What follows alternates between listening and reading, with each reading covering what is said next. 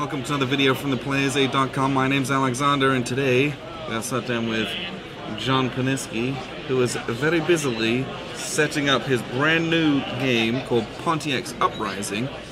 We're here at WBC. He's doing a big demo here in a second, so we're just trying to squeeze it in so we can get some information about this new title he's been working on. So he'll be putting out some counters, and we'll try and glean some details about this one. So I know, John, you've made a lot of games about this kind of theme, this topic, about Native Americans and all the different conflicts over the decades and centuries. I wouldn't say a lot, but I started with King Philip's War. I've done Plains Indians War, which is currently on the GMT P500. Shout out for that. It's a good one. And previous to this, Blood on the Ohio. And I do that because I feel that the Native American conflicts are very much there's a lot of rich history in Native American interaction with invading Americans, and it's untapped. So, this particular game, what inspired you to do this specific conflict? Blood on the Ohio, essentially, led me to continue to delve into our history in our expansion west. And I was kind of stunned to learn how important Pontiac's War was and how it's been pretty much ignored by history, by our hobby. Pontiac's War existed between the end of the French and Indian War and the beginning of the Revolutionary War. And Alexander, it's wild to realize that the expense of the French and Indian War, but also the added expense of Pontiac's War, led to all of those acts, those taxes that caused the revolution. And there are historians who say that this led directly to the instigation of the revolution. So maybe if this had been not done or toned down, we might be living an entirely different history. I think the revolution would have eventually happened. Somewhat different, at least. Perhaps not at that time. Different timeline, so to speak. Now, because of what I just said, that's one of the mechanics in this war, or in this game, and that is that the British must purchase their reinforcements. They have unlimited reinforcements. They can bring unlimited reinforcements in, but they have to pay for it. And that's dangerous because the more reinforcements they bring in, it means that they have to have more victory points in between what the Indian victory points are and the British victory points, the differential. They have to have spent less money than that differential, and if they don't, the best they can hope for is a draw. Okay, so there's an economy action going on there. Now, Correct. I know that the Indian forces have a similar kind of an economy. It's different, but they have to manage their ammunition and things like that. They have two problems. Number one is they have to act fast. They have to show the tribes success, or the tribes start to drift away. So to that end, you have two tracks up at the top. They must defeat 9 forts at the end of the first scenario. If they don't, same as with the British, the best they can hope for is a draw, even if they're ahead in points. The other thing is, as they are fighting, they are limited to the amount of ammunition that is available to them. Let's see what I have here. Raised force and arms. Okay, the forts, this is how many forts they have to do, and they have to get at least 9. This lists how much ammunition is available to them at the start of the war.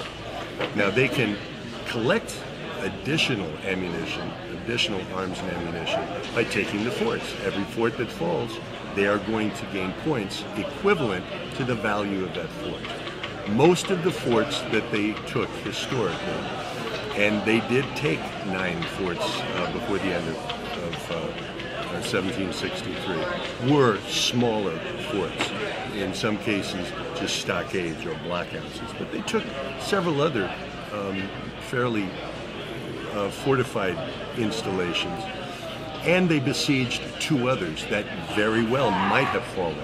The primary one that they were after was Fort Detroit. And Fort Detroit understood a very lengthy siege. The other was Fort Pitt. And Fort Pitt withstood a lesser siege. It was relieved by a major battle at Bushy Run. On the map, you will see a number of black spaces with a tomahawk in it. That's where the major engagements were. And is that just a historical flavor? It's a regular space, it's just correct. Some learning. Mm-hmm. Now, the sieges are clearly an important part of this, taking the forts for the victory points. There's a couple of different types of forts in this. There are minor forts, which are the one value forts. And you'll notice here, if it has flames on it, that's one of the forts that fell. If it is a 2 or 3 value forts, off to the side, we have separate little maps in which the Indians would have to occupy all 4 quadrants to maintain the siege. If they have to fall below that, then the siege is lifted. Okay. And how long would a siege go on for in game terms? Is it trying to do that in like 2 seasons, 3 Within seasons? a year. Within a year, okay. Within a year. If the siege is maintained within a year, regardless of the strength that is left, they fold. They fold because they run out of supplies, food, all that kind of stuff. Supplies are available on the board. Supplies are necessary for the British to move beyond their forts. And ultimately what they are trying to do is gain control of all of the territory and the forts that the French had surrendered. The last one being down here, if you'll notice, it's Fort Deschartres, and they gain an additional 5 points for getting there. There's no fight over it. The French are ready to surrender it, but the British have to get there to get. Now, once they have taken it over, it kind of takes the winds out of the Indian sails. You'll notice all of these light blue. Mm-hmm. That's a minor Indian confederation called the Wabash Confederacy, and it's made up of four major tribes in that valley. That's something that we have not discussed.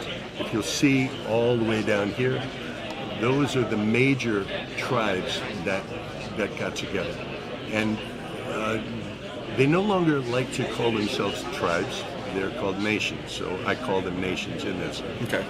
But at the same time, and kind of contrary to the flavor of what I just said, they called themselves Indians at that time because the Europeans called them that, and today they prefer to be called Indians as opposed to being called Native Americans.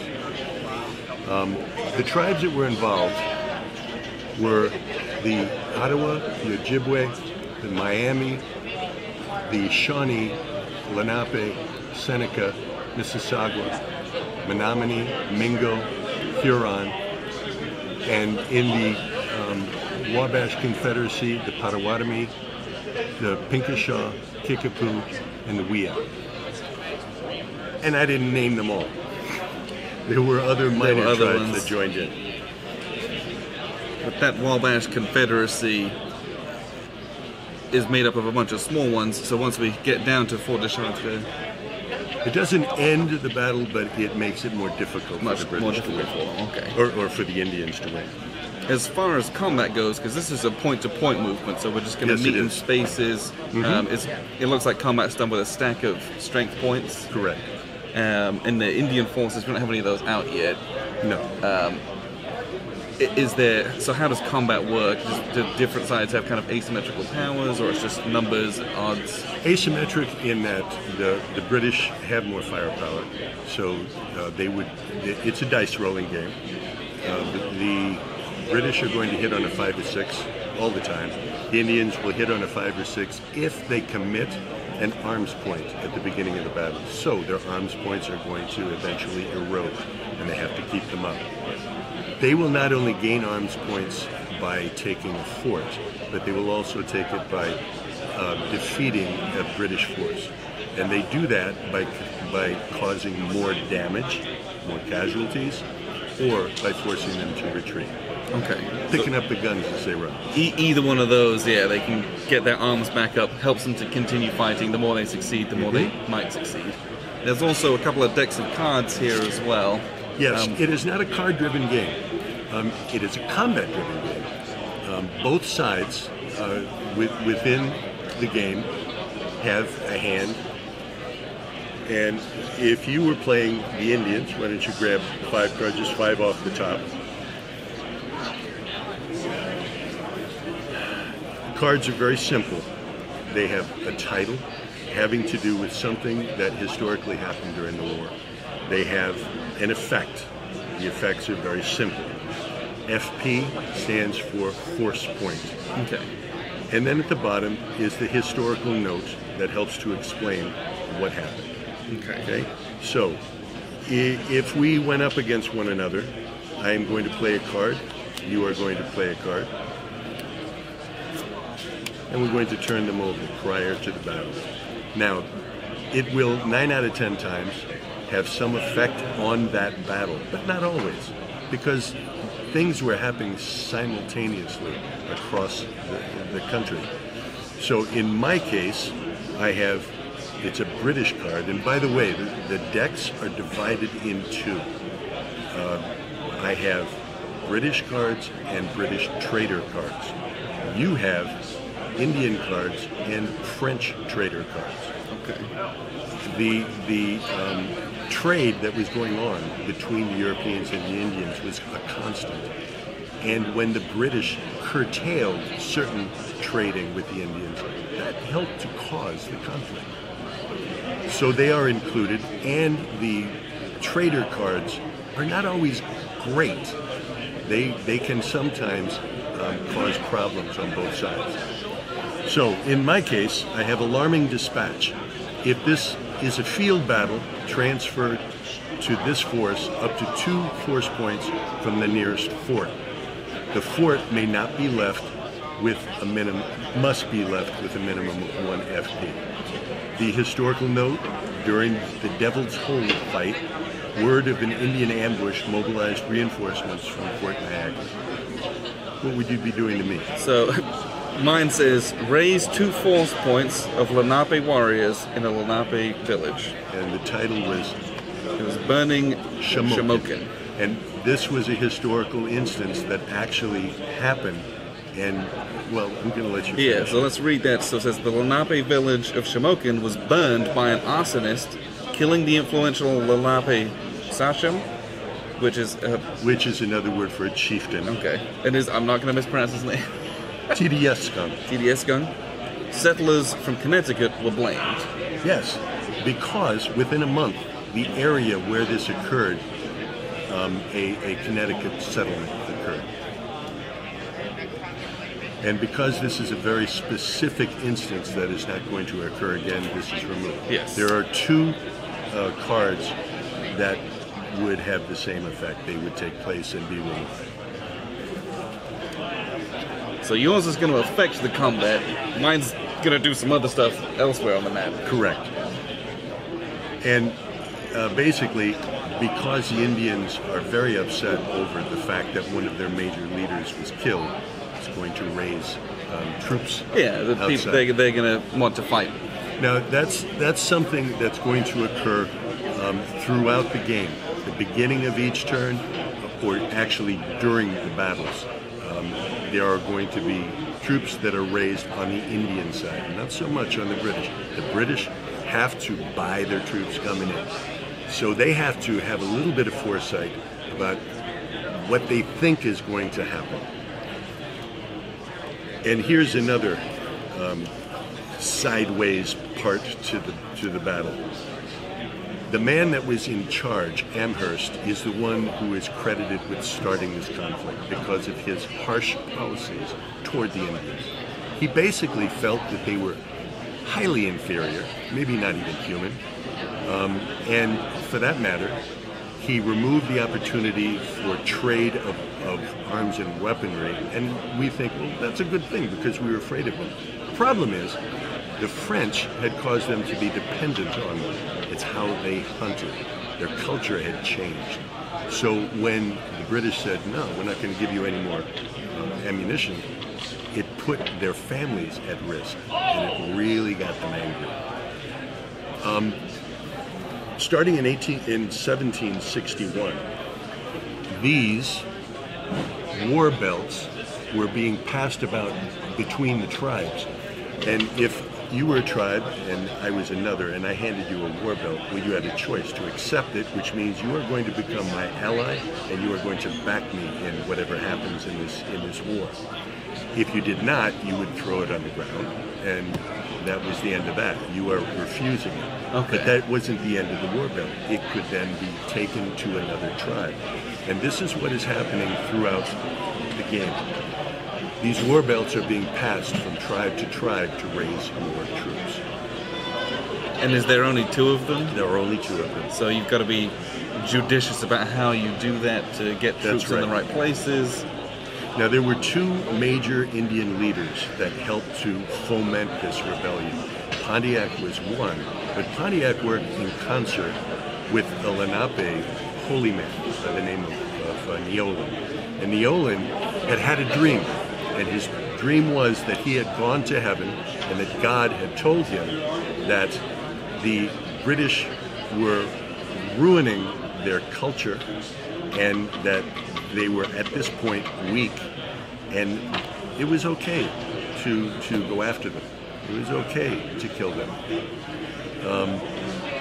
And that now was a good time to do it. But if they were going to win, they had to swear off on what the English and the previous French had provided them with. Not arms, but liquor, and having any association with the British. There was to be no more lying with them. It was just all out, drop everything and get them out. Mm-hmm. So between those 2 leaders, the nations united, and they put the fear into the English, where Amherst thought that they were nothing to be reckoned with. He quickly found they were everything to be reckoned with. By the end of the war, I believe there were some 400 British soldiers killed, thousands more wounded. There were 2,000 settlers killed or captured, and there were 4,000 settlers who had been displaced. These areas to the lower part of the map that are diamonds, those are settlements, and many of those settlements were destroyed. So all of the settlers were flocking to the coast. And this was one of the things that they were thinking about regarding the revolution. The British are here to protect us, and they're not doing their job. Yes. As far as resolving a combat would go, well, I know we chuck dice. Is it a bucket of dice, or is it just one dice based on? Basically, bucket of dice. You're rolling per strength point. Okay. The thing is, the units have 2 sides, but here's the way they work. This is a 1 strength point unit. 1. When it's flipped, it's 0. Okay. Now you can have a 2 strength point. These are Indian allies. They can be purchased by the British. There's some people they can bring in. However, there are many cards in which the British piss them off and they leave. They'll just defect, just right. leave. So this is a 2. If you flip it over, it is a 0. However, if you only take 1 hit, then you cash it in for 2 1s and you flip 1. Okay. But essentially, if I've got a stack of 4 or 5 strength points, I'm going to roll 4 or 5 dice, needing 5s or 6s if I'm the British. Correct. And then if I inflict more losses on you, you'll take those losses and then retreat, presumably. That's right. So, how long does a game of this typically take if you were to play all 3 years? 2.5 to 3 hours well, wait a second now. Approximately 2 hours per year. year. And are there scenarios broken down into each year as well? Year, correct. Okay. Each of them will have a separate, and we have 5, possibly 6 training scenarios, which are quite short. And that's just to teach you the basics. 6 training scenarios. And 3 basic scenarios, and then if you wish, you could play the entire campaign. And what are these treaty markers for? A treaty marker is, if you'll notice on the board, each nation has a series of squares that are color coordinated with their nation. When the last of those squares has been raised, and this is a raised village marker.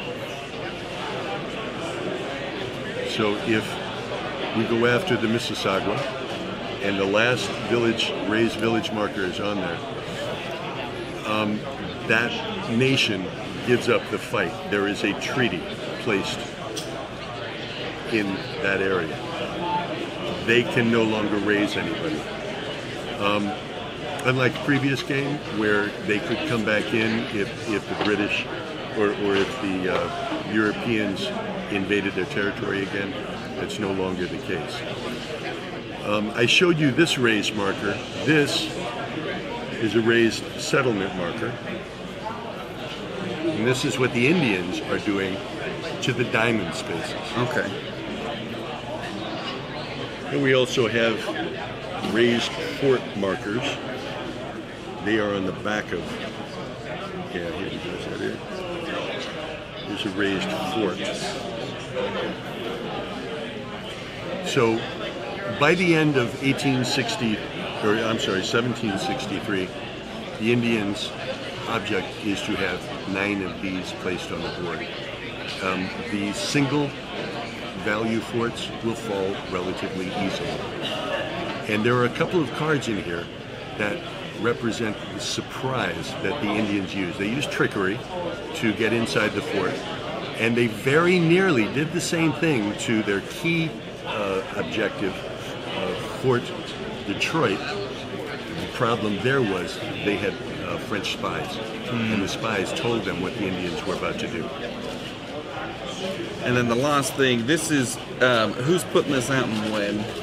This is being put out by Compass. As far as when, I was hoping to have this finished with the bugs out by the end of this year. Okay. So I would say next year. So sometime next year, hopefully. Hopefully. This looks like a very interesting, cool game. I love the different extra economies you've got to take care of, as well as doing a military campaign. It's always nice to have more things to think about. Exactly. Extra layers of strategy and good history in it as well. Is there going to be kind of maybe some history in the rule book that we get, like some absolutely. Notes? I love that stuff. That's one of the things that I will always start my rule books with, a basic rundown of what is going on, what happened, and it lends more flavor to the players, and I always hope that players delve more, do more research on the areas that I'm dealing with. And so far from what I've heard back, that's been the case. Awesome. Well, we appreciate you sitting down with us and showing this. I know you got a big demo going on, but thank you very much. Very excited to see this one hopefully next year. Thanks, Thank you.